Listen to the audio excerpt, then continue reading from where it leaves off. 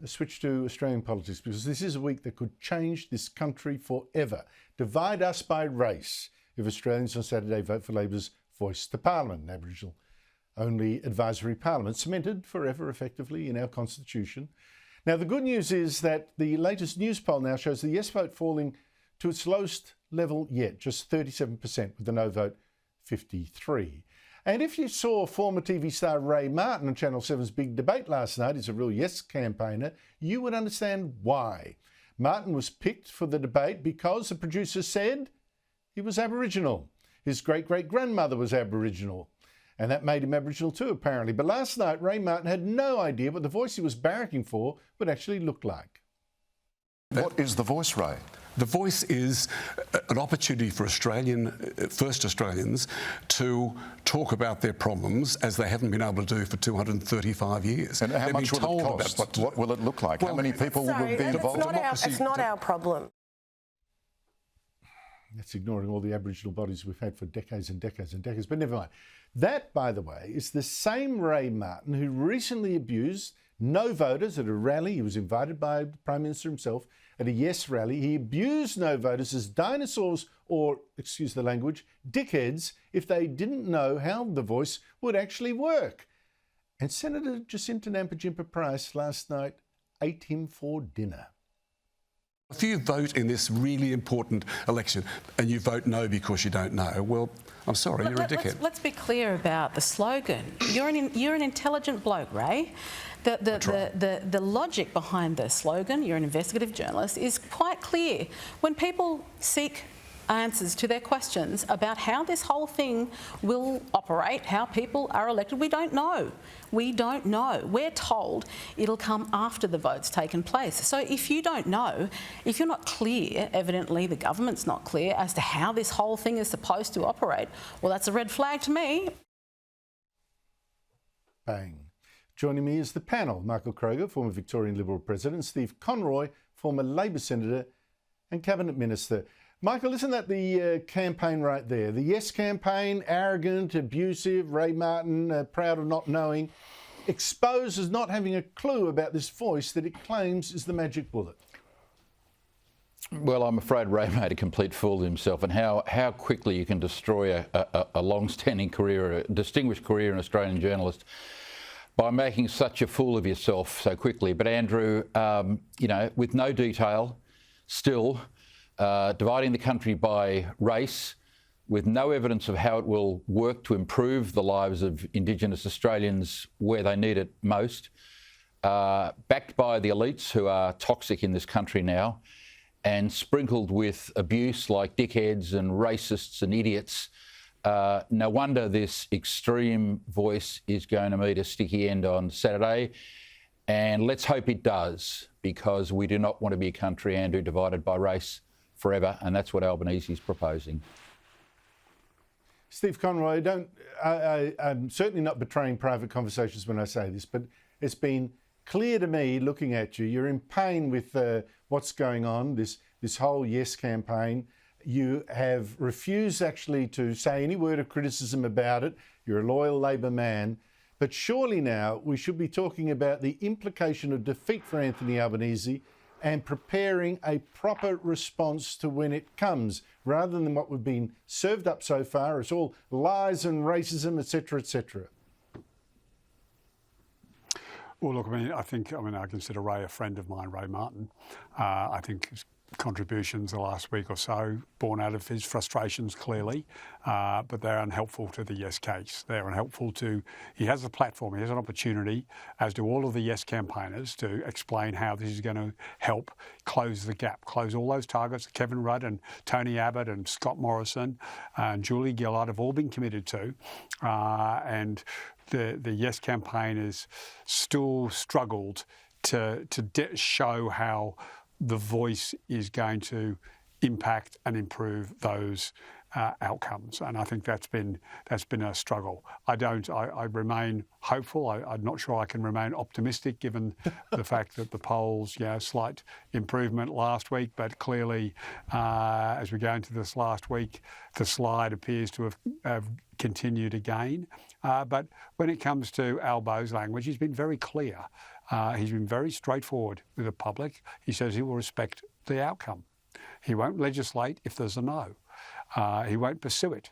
He won't pretend he's going to do it maybe after the next election. He said, no, that's it. This is our chance. If we don't take the chance, then he won't be trying to sneak it in the back door.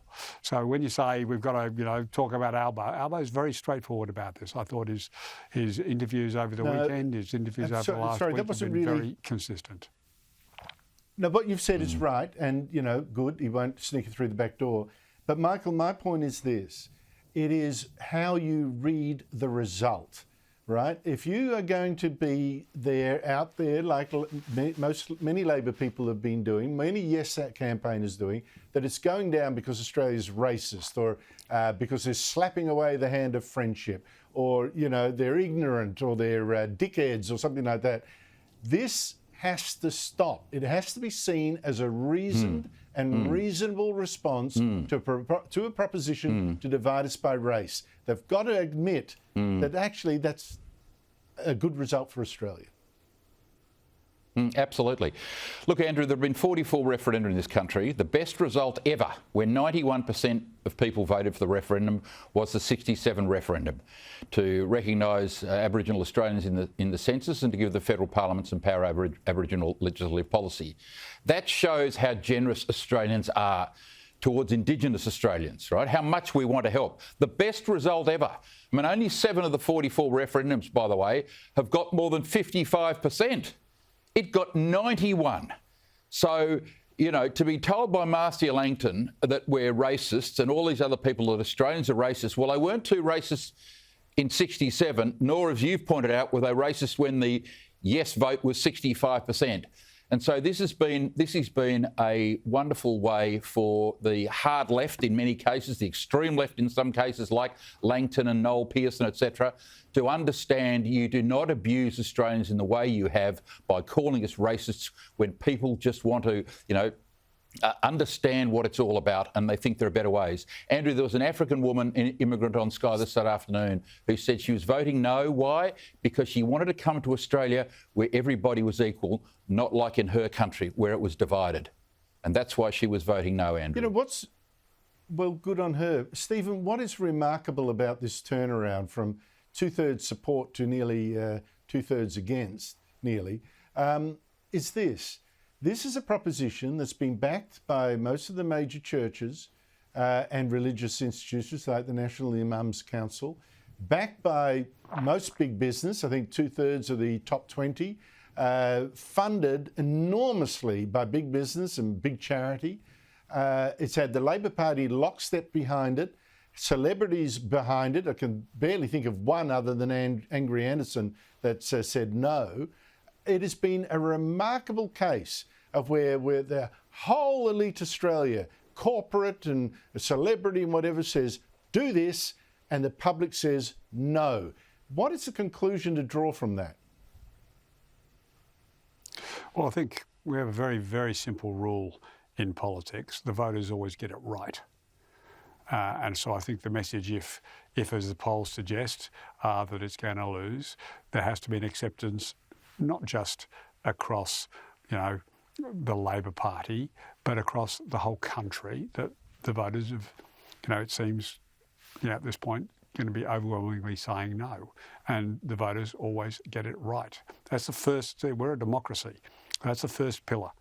And we've got to accept that. And then there needs to be a discussion about what went wrong. As you say, this is a campaign that started with 66 to 70% support. And the inability to translate that into a win this coming Saturday will be profoundly disappointing to many. But I want to draw a very clear distinction between the Marcia Langtons of this world and the Labor Party and the leadership of the Labor Party. They have not said any of those things. Some of those commentaries from Ray, from Noel Pearson, from Marcia Langton, whether they've been accurately represented or not, but the Labor Party and the leadership and Albo has said no such things. So I don't accept the characterisation, trying to roll them all up into one and say, oh, that's been the message, I don't accept that at all. But overwhelmingly, if the vote goes as it seems, people have to accept Michael's point that they weren't There weren't 66% racists a year ago, and they're not 66% racist today. I think that very much needs to be the case, and I don't believe Albo or the leadership of the Labor Party or even the broad membership of the Labor Party has made any such assertions.